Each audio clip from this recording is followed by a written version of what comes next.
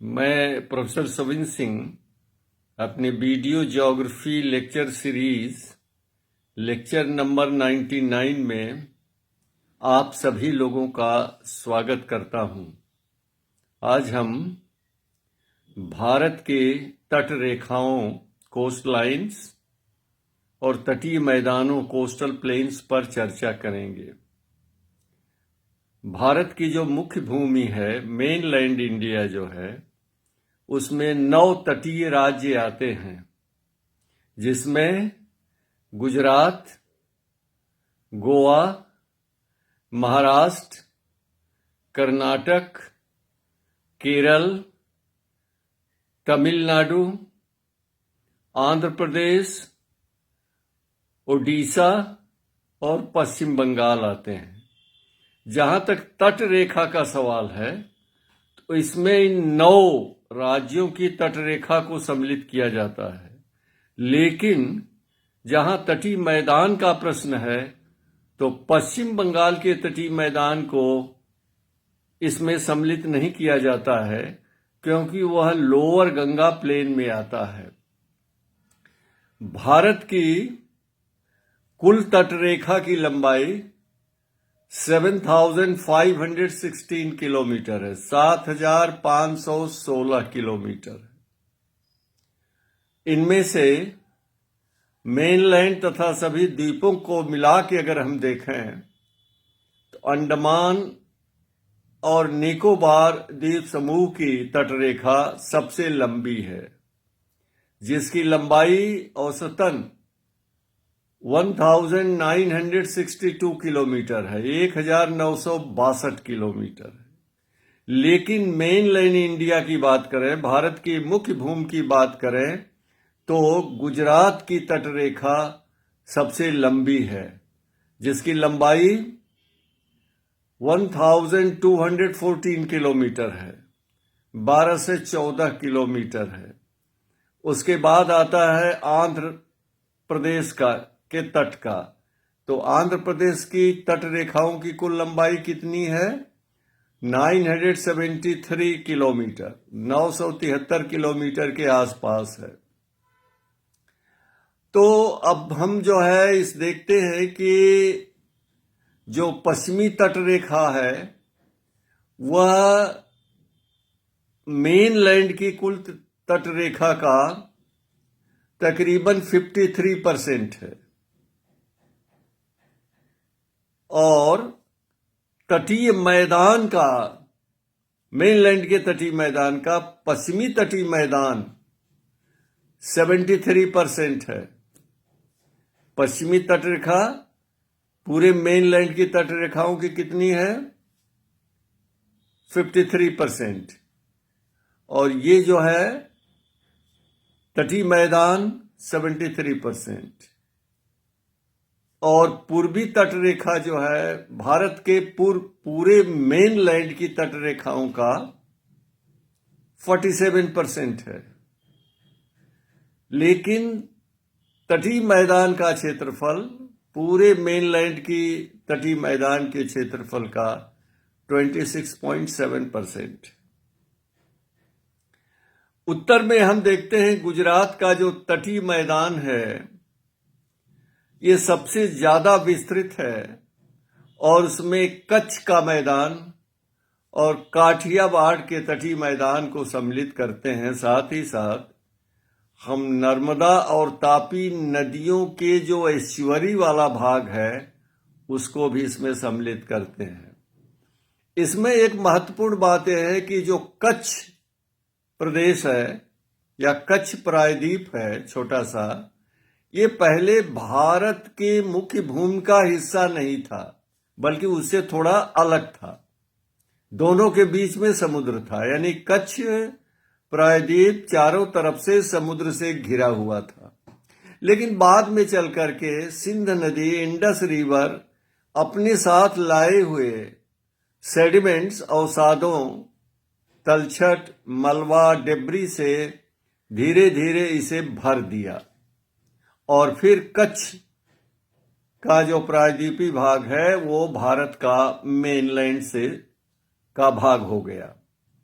लेकिन चूंकि ये समुद्र में और वो तलछट के जमा होने से बना, इसलिए दलदली है, मार्सी लैंड है। तो कच्छ का पूरा भाग जो है एक मार्सी लैंड है, और चूंकि समुद्र से ये में भराव के कारण बना है, इसलिए खारा भी है, साल्टी भी है। देखिए, मानसून पीरियड में जब बहुत ज्यादा वर्षा होती है तो ये कच्छ का, जिसको रण ऑफ कच्छ कहते हैं, रण प्रदेश जो है वह जलमग्न हो जाता है, सबमर्ज्ड इन रेन वाटर। लेकिन जब ग्रीष्म काल प्रारंभ होता है तो धीरे धीरे ये सूखने लगता है और मई जून आते आते पूर्णतया सूख जाता है।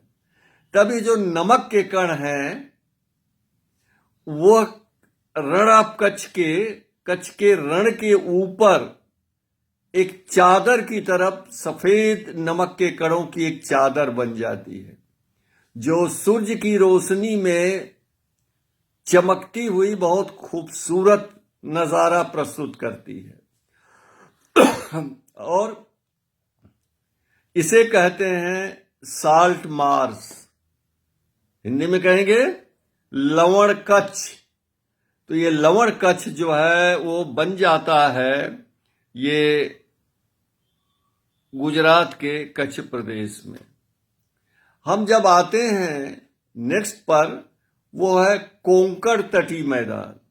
महाराष्ट्र और गोवा के कोंकण तटीय मैदान जो है उत्तर में, ये दमन गंगा नदी से लेके दक्षिण में कर्नाटक के उत्तरी भाग के उत्तरी कन्नड़ा जिले तक अघनाशिनी नदी तक फैला हुआ है। अघनाशिनी का अर्थ होता है पाप का विनाश करने वाली। ये पश्चिम वाहिनी नदी है, वेस्टवर्ड फ्लोइंग रिवर है। ये पश्चिमी घाट से निकलती है और अरब सागर में मिल जाती है। इसमें गोवा भी आता है। गोवा में मांडवी नदी जब ये अरब सागर में मिलती है तो वहां पर एक ईश्वरी का निर्माण करती है, और इस ईश्वरी में दो प्रमुख द्वीप बन गए हैं, जिनका नाम है दीवार द्वीप या चोराव द्वीप, CHORAO, चोराव आइलैंड। देखिए, ये प्रतियोगी परीक्षाओं के लिए महत्वपूर्ण पॉइंट है। और ये दोनों द्वीप जो हैं वह मैनग्रोव फॉरेस्ट से भरे हुए हैं, बहुत बड़े टूरिस्ट सेंटर हैं। कोंकण का जो तटीय मैदान वो महाराष्ट्र के अधिकांश पश्चिमी तटीय मैदान में आता है, लेकिन इसमें नदियां जो होती हैं वह डेल्टा का निर्माण नहीं करती हैं, हम आगे अभी बताएंगे। कोंकण तटीय मैदान को अपरांत मैदान भी कहते हैं, अपरांत मैदान भी कहते हैं, या गोमांचल मैदान भी कहते हैं। ये भी नाम प्रतियोगी परीक्षाओं के लिए महत्वपूर्ण। अपरांत मैदान, गोमांचल मैदान। और इसके बाद आते हैं तो कर्नाटक का तटीय मैदान है। यह उत्तर में अघनाशिनी नदी से लेके दक्षिण में मैंगलोर तक फैला हुआ है, और कर्नाटक तटीय मैदान के सहारे कई महत्वपूर्ण झीलें पाई जाती हैं। आई एम सॉरी, बीचेस पाई जाती हैं, पुलिन सैंडी बीचेस पाई जाती हैं, और इन बीचेस के पूर्वी शीर्ष के पास बीच रिजेस बन गए हैं। कटक बीच, कटक कहते हैं उसे।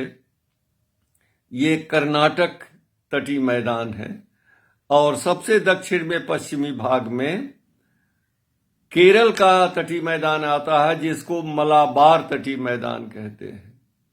और मलाबार तटीय मैदान कई चीजों के लिए अन्य मैदानों से, तटीय मैदानों से अलग है।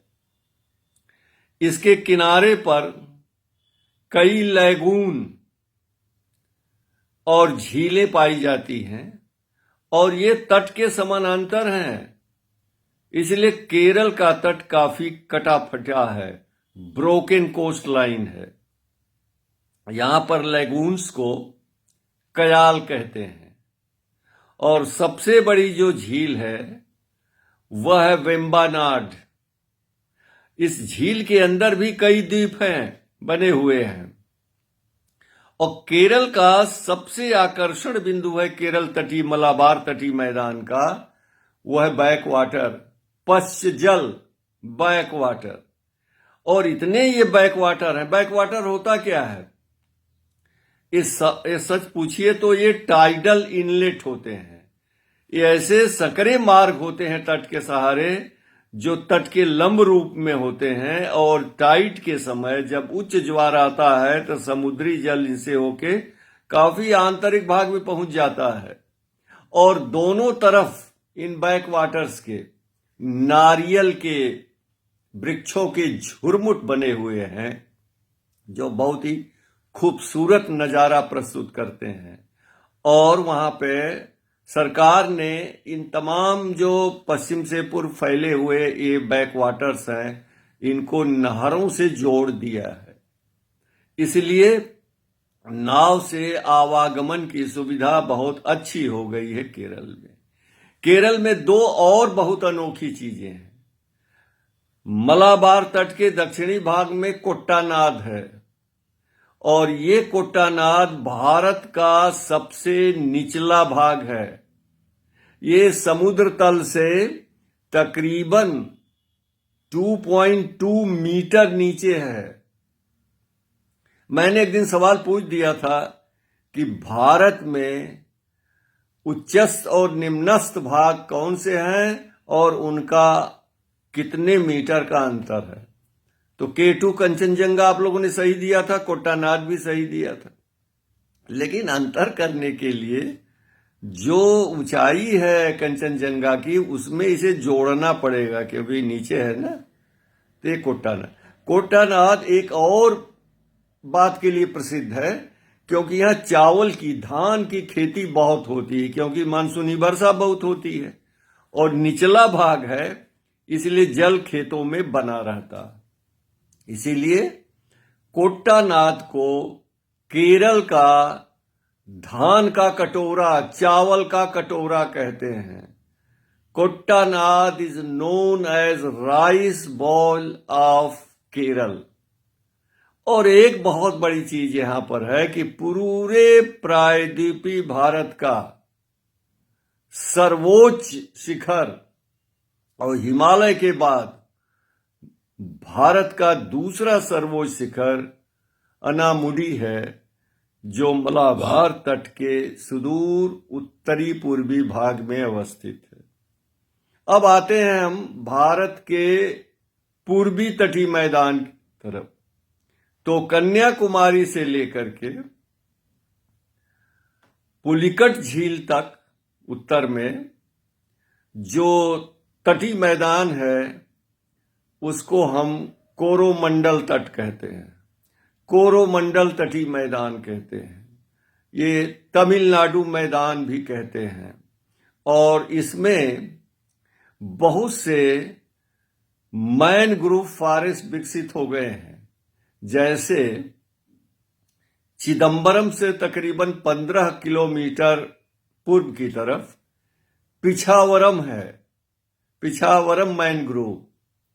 हम गए हैं उसमें और बोट से हम उस चैनल के अंदर भी गए हैं मैनग्रोव के।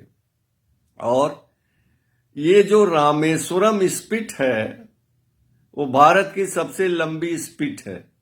स्पिट जो होता है सागरीय निक्षेपण से बने हुए भाग हैं।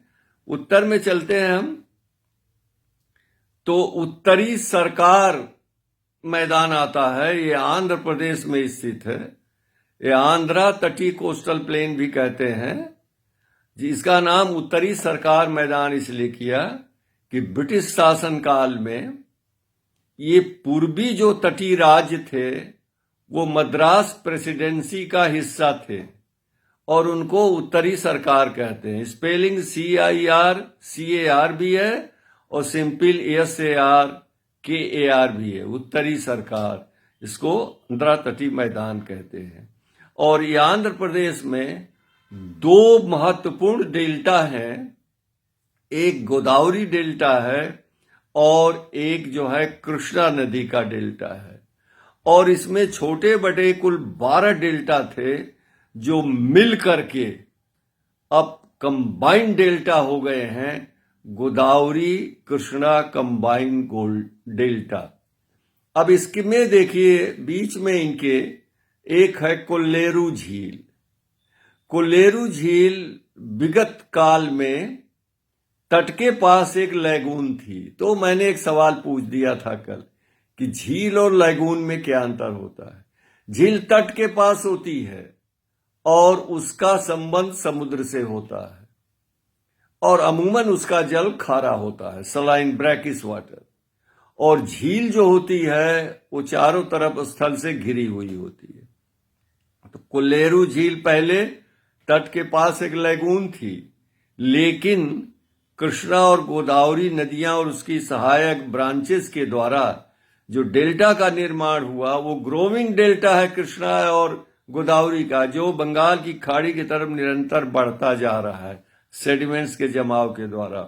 अब तक ये 35 किलोमीटर समुद्र में जा चुका है। इसलिए कोल्लेरू झील जो है आंध्र प्रदेश की, अब वो झील हो गई है क्योंकि डेल्टाई भाग के अंदर ये स्थित है। और हम उत्तर की तरफ और चलते हैं तो हमको मिलता उत्कल तटीय मैदान। ये उड़ीसा राज्य में स्थित है। उत्कल तटीय मैदान जो है उत्तर में स्वर्ण रेखा मैदान से लेके दक्षिण में गोदावरी डेल्टा तक फैला हुआ है।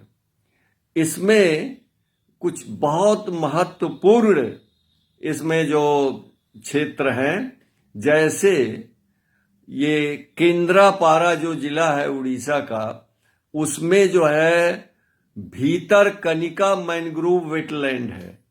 भीतर कनिका मैनग्रोव वेटलैंड ये 650 स्क्वायर किलोमीटर एरिया में फैला हुआ है। लेकिन भारत का जो सबसे बड़ा मैनग्रोव क्षेत्र है वो आंध्र प्रदेश में, यानी उत्तरी सरकार तटीय मैदान में गोदावरी और कृष्णा नदियों के डेल्टाई क्षेत्र में है, जो 7,000 स्क्वायर किलोमीटर है। तो भीतर कनिका और बंगाल की खाड़ी का अलगाव होता है गहीर माठा पुलिन से। पुलिन माने बीच। तो गहीर माठा पुलिन separates Bhitarkanika mangrove wetland from Bay of Bengal. और ये जो गहीर माठा बीच है वह विश्व में ऑलिव रिडले समुद्री कछुओं का सबसे बड़ा प्रजनन क्षेत्र है। द लार्जेस्ट क्रूकरी प्रजनन क्षेत्र, breeding place of olive Ridley C turtles in the world, जहां प्रतिवर्ष लाखों की संख्या में कछुए अंडा देने के लिए आते हैं। बंगाल का तटीय मैदान दक्षिणी निचले गंगा मैदान में सम्मिलित होता है, इसलिए इसमें नहीं आता है। नमस्कार।